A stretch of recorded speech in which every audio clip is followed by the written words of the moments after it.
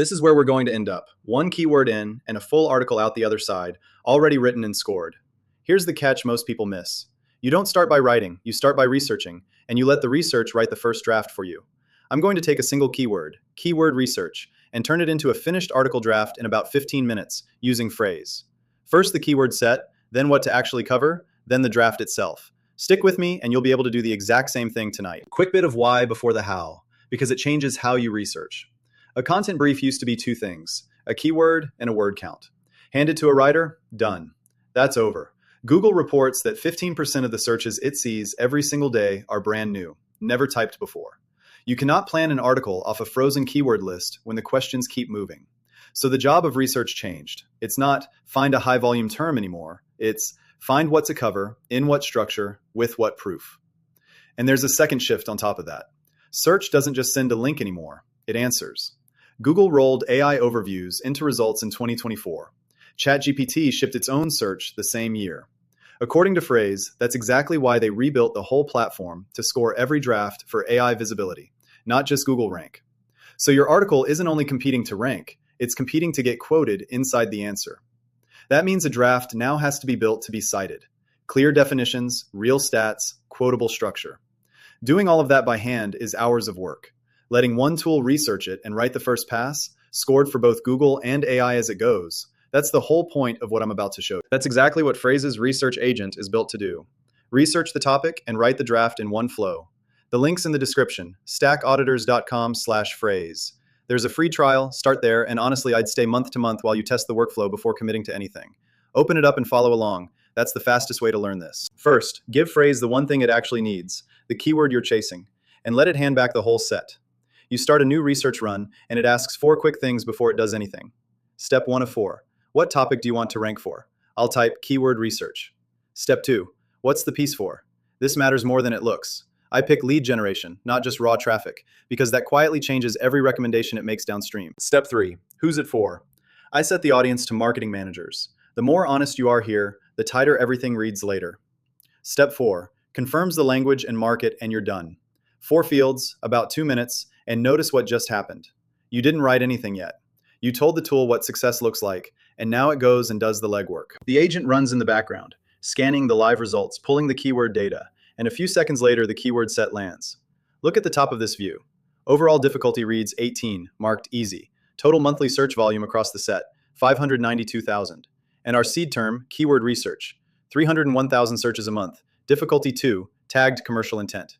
That last word is the one to watch. Here's the move that separates a pro from a beginner. Pin by intent, not just by volume.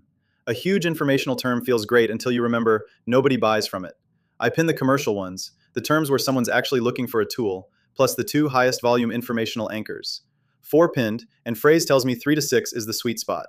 That pin set is now the spine of everything that follows. Now let's pull up the pages already ranking for our keyword and find what every one of them is missing. This pulls the pages actually ranking for keyword research, 18 of them, with their word counts and their headings laid out. The instinct is to copy the top result. Don't. Read these for the structure they share, because that shared structure is the table stakes, the stuff you have to cover just to be in the conversation. I'll borrow the headings that genuinely belong in our piece and leave the filler. Next, the questions real people are actually asking, pulled from the People Also Ask box and from Reddit threads on the topic. This is gold because it's the language your reader uses, not the language marketers use. What is keyword research? Can I use ChatGPT for keyword research?